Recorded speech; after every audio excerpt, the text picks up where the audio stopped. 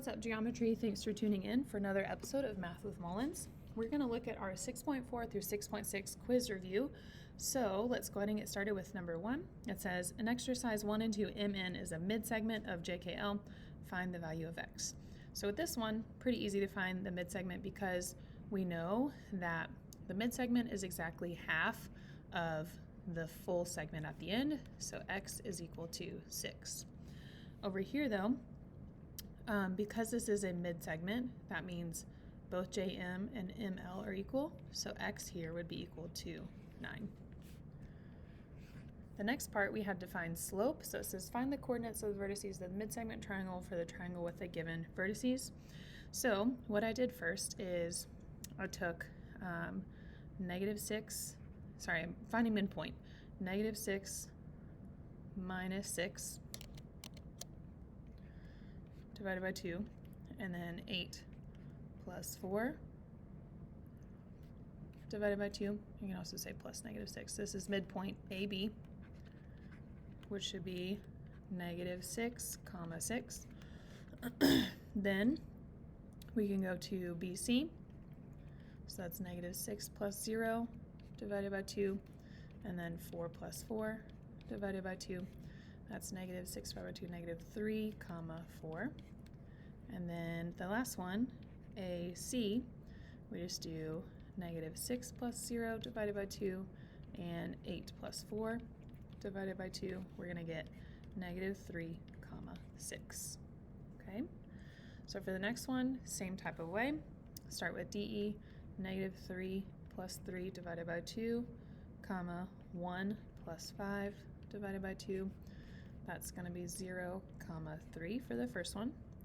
Then we can do 3 plus 1 divided by 2 and 5 plus -5 divided by 2. We should get 2, 0 for the next. And then the last one, -3 plus 1 divided by 2 and 1 plus -5 divided by 2.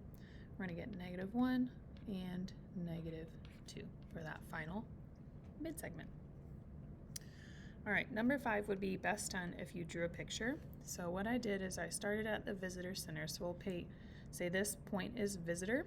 The first hike's 4 miles due west. So we have north, south, east, and west. So west would be this way, and this is 4.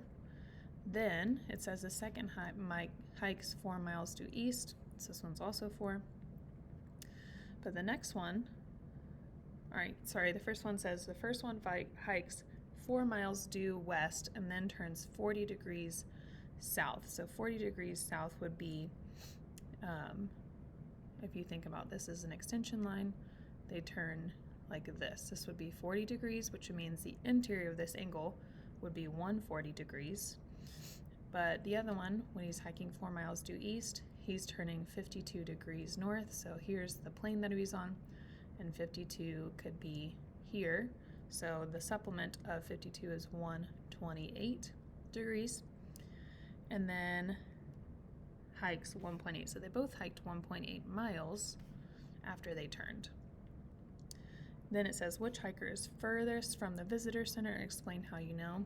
So we basically want to know hiker 1 is from here to here, and hiker 2 is from up here to down here. We would say that hiker 1 is further, since 140 degrees is greater than 128 degrees. Okay. Next, copy and complete the statement with less than, greater than, or equal to.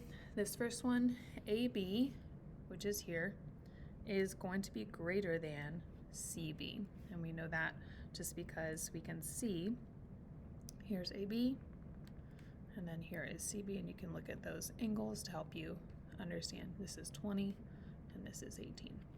Okay. The measure of angle 1 is what to the measure of angle 2?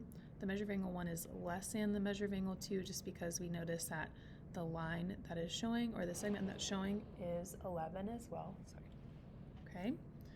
Number 8, we've got the measure of angle MNP is what to NNP. So MNP is here, and looking across from it, we have 12, whereas NP PM, we look across from it, that's 14. So NPM would be larger.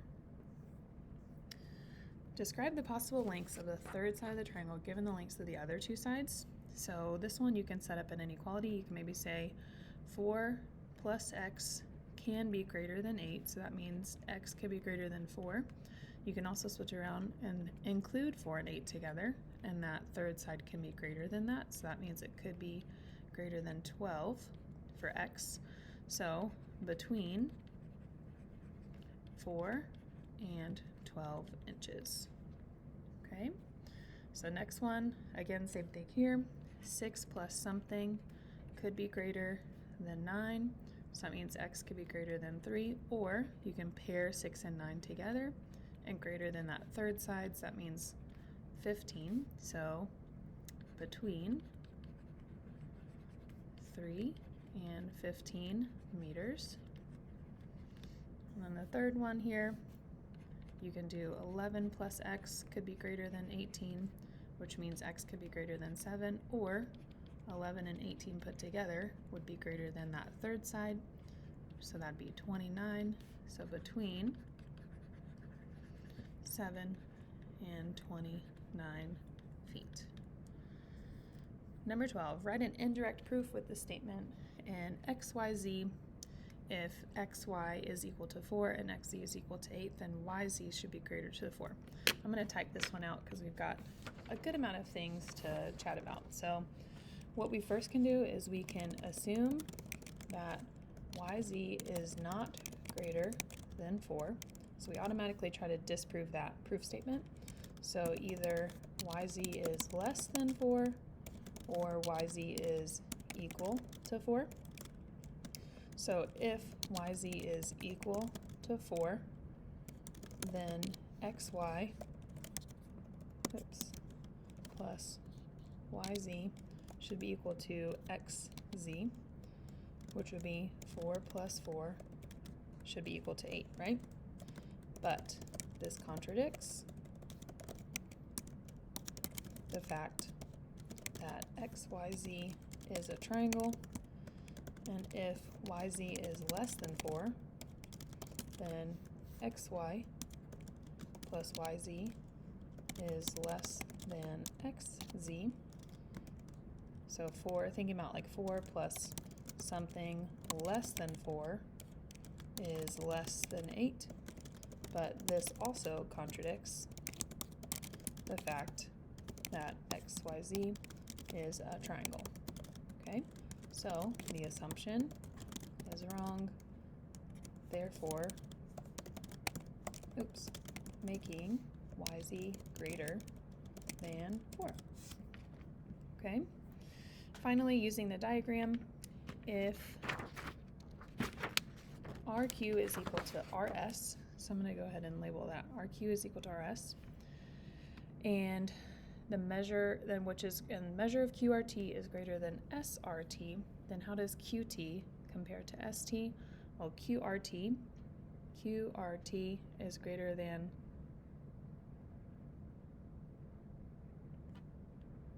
SRT, so that means this is greater than this one. Then how does QT compare to ST? Well, QT is across from the bigger angle, so QT is greater than ST. And then if RQ is equal to RS and QT is greater than ST, so kind of starting over here, maybe let's erase and readjust.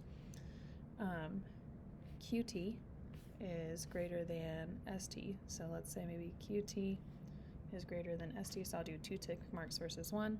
Then how does QRT compare to SRT? Again, QRT is across from QT, so QRT, the measurement of that angle, should be greater than the measurement of the angle SRT, since SRT is across from the smaller segment. That's going to conclude our quiz review for today. Thanks so much for tuning in, and I hope to catch you next time. Good luck on your quiz tomorrow, and see you then.